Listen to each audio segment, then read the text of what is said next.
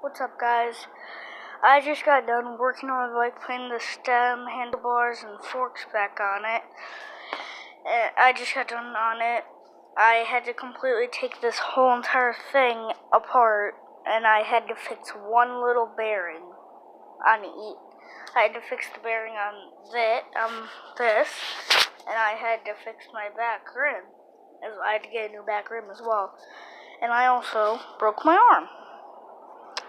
And yeah, so that's just how my day has been going.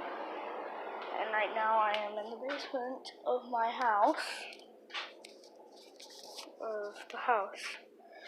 And yeah, there's the top to my grandpa's Mustang. And yeah, it's just been a pain with this broken arm. And yeah, I'll kind of show you guys around. Here's me and my grandma's craft room, also storage area, but we use over here for crafting the whole entire things.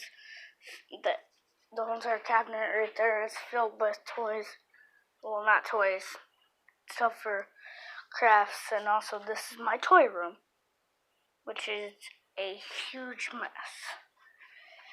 And yeah, I'm just gonna be documenting and all that of how I've been doing with my broken arm. And that is the video, guys.